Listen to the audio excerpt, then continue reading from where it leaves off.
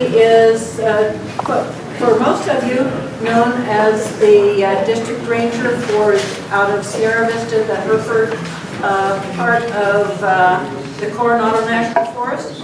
But I know her from a different perspective is that she did her master's research here on the research ranch. So we're especially glad to have Daisy back wherever she is. Have I lost Daisy? There she is, hiding in the back. Daisy, thank you for I know you didn't have anything else on your plate. No, something over there.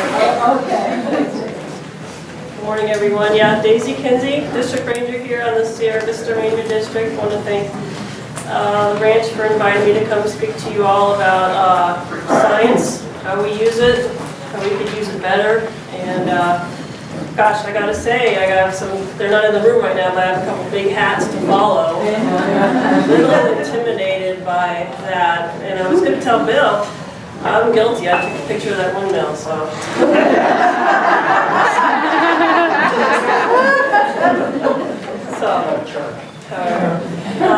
So yeah, Forest Service, just to give you a little context, what we do, we manage approximately 193,000 acres nationwide of forest and grassland resources. And just to bring it down to a local scale, it's about 1.7 million here on the Coronado. And even a little bit more focused here on the Sierra Vista Ranger District, it's approximately 350,000 acres. So you all know this, but again, just to put this in context, Forest Service manages for multiple use. And that's how we were started in 1905. Initially, it was just for timber and water protection, and then Congress said, no, you need to expand it, and let's also include multiple use. So we manage for things such as range and grazing. We manage for watershed health. We manage for recreational uses. We manage for the use of minerals being extracted from natural forests and lands. And so as you can imagine, when you think of a Venn diagram, there's a certain part in the middle where there's certain things overlap. So when so many of these uses compete, there tends to be conflict. So that's one of our major challenges, is trying to make multiple use work for everyone. And it doesn't always work, but we sure do try. And one of our tools is science, is research, is the things that I'm seeing around here in the room, which are very encouraging, and it gets me thinking back to when I did my research and what an exciting time that was, and thinking of the applicability of it. So we use that science and that research to really help us make decisions. As the Forest Service, we have a branch in our agency for research. The Rocky Mountain Research Station is who manages research for 12 states, including Arizona. So they're an entity that we can reach out to. However, at the district level, we really don't do research. It's more of implementing projects and formulating ideas and working together with not only working with my staff, but also with all of the adjacent partners and volunteers and landowners that we coordinate with to formulate projects, a lot of them restoration-based. So we not only work with our research station to support us in that effort, but a lot of it we work with folks like you, or with other federal agencies such as the U.S. Geological Survey, or universities like the University of Arizona. And so we rely a lot on research from the outside, because at the district level we really don't do research, we implement activities, implement projects. So like I said, we use a lot of this research to help us understand the effects of an action on the national forest, to understand what potential impacts could be, and then help folks like me to make a final decision on what we want to do. So going back to the different multiple use, so for instance, USGS. They have been a good partner of ours in the Patagonia-Harshaw area. They've been doing studies out there for years to understand the effects of mining and relic mining in the area to both surface and groundwater resources. We don't have that specialty at the district level, and it's very limited at our research station. So we rely on them heavily to provide us that information to inform decisions for us.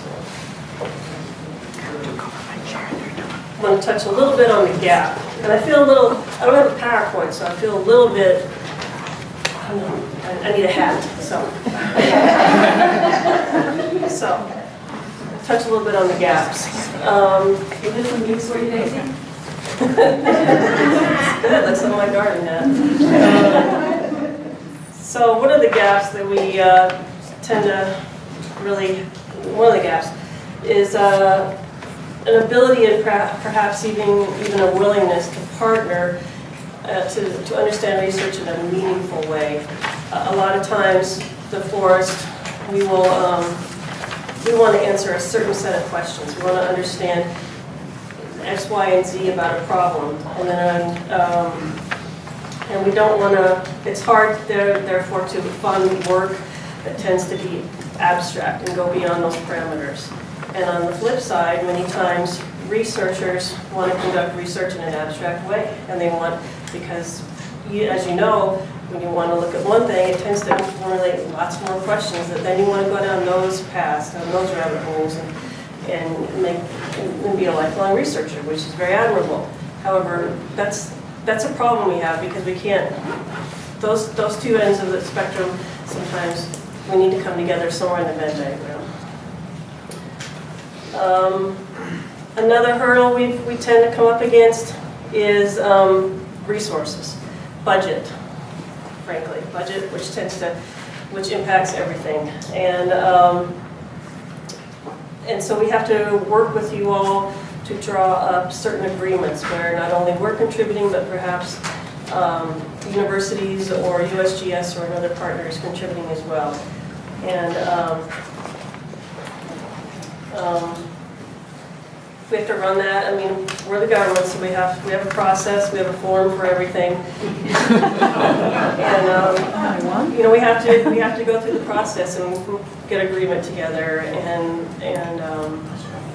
make it legitimate.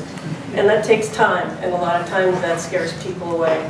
But I encourage you to not be frightened by that because, as both Ian and Bill said, we really don't do anything on the ground that we don't fully have a good idea of what the effects are going to be. And we vet that through the public, through the NEPA process. So really want you to understand that. And then one of the cool things about research that I kind of touched on is you have an idea and you want to go after it and you want to research it. And so then, or for instance, we hire a contractor. And for example, we'll hire a contractor to help us study aquatic invasive species and understand distribution, perhaps. And while they're out there collecting their data, as things happen, you pick up on other things and you start wanting to collect other information. And then somebody else may hear about what's going on out there and they say, oh, I want to join in on that. And then they're interested in as well. And so it kind of becomes this collaborative effort inadvertently, and it's benefiting not only the forest, but it's also benefiting the two researchers which are involved. So it's one of the side effects that sometimes we get to see when we get to contract work on the forest. And through an agreement, again, all the parties can pool their effort and benefit multiple parties, which is really a beneficial thing that comes from research with us. So just in closing, you know, we manage for multiple use. That tends to result in multiple conflicts, but it's one of the things we just have to work through because that's what we're tasked with, and it's a huge responsibility. We use science, we do research, we use information and data to help us know how we want to manage the resources on the ground, and how decisions can be made that are most beneficial. Like I said, there are gaps out there, but they're not insurmountable, and we can work through them together, I believe, and we do oftentimes. And direct research tends to result in indirect research, which benefits a lot of people in the long run. So I'm fortunate enough to have my district wildlife biologist here today as well, so I don't know, John, if you wanted to add anything to this conversation.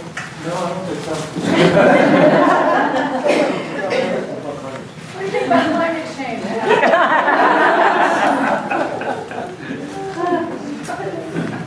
Oh, I got 10 minutes, all right. Climate change? Yeah, that is actually part of what the Rocky Mountain Research Station is undertaking, and I can't speak about what happened yesterday at all, although I'd like to. So it is something that is being considered and trying to analyze it as the best of our ability in our NEPA analyses. As you can imagine, it's pretty nebulous, and it's hard to say how an impact here in the Cienega is affecting climate change on a global scale. That's something it's very hard to quantify, and actually we can't. So we have to figure out ways that we can try to understand climate change and how an action on the ground could impact climate change. And I know the research station is trying to quantify things like emissions, or when we have a fire, either prescribed or a natural start, how that affects CO2 levels in the atmosphere, and trying to really herd cats, essentially, and make sense of it. So it's a big question that there's not one answer to, obviously, and something, though, that we are taking into consideration when we make decisions out there.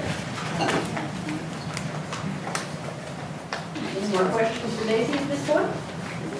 Oh, one in the back. You talked about the partnerships. It sounds like that's how you're using a lot of the resources. Well, according to the budget, those resources are going to, be dwindling. And I'm wondering what kind of creative ways you have been exploring to do your job, to yet, with less resources. Great question, and you must play charades because it's right there. Yeah, the budget is dwindling ever since I've been with the agency now for almost 10 years. I've seen a steady decline in budgets nationwide and program-wide. A lot of budget now of our federal budget, our appropriations, are going toward fire programs, so suppressions of wildfire. So that means the other programs get hit. And so what we're trying to be creative with is enlisting more help from our partners, getting more partners on board, volunteer work, and helping us to manage the resources that we're tasked with. As you can imagine, it's not an easy task, and what we are fortunate with here on the Coronado is it's a sky island forest, and so basically every land jurisdiction on the planet is surrounded by a very discrete area of National Forest System lands. So I have the opportunity to reach out to the Nature Conservancy, to the Research Ranch, to Customs and Border Protection, to the City of Sierra Vista. I mean, I can just go on. I have a list in my cheat sheet back there that people that I keep in contact with. So it's all about relationships and partnerships, and working with private landowners and with other federal agencies. And because a lot, like I said, we're all kind of in the same area in the Venn diagram. We have different missions, and we have different ways we go about it, but there's commonalities in there, and we know that. And we all want the best for the resource.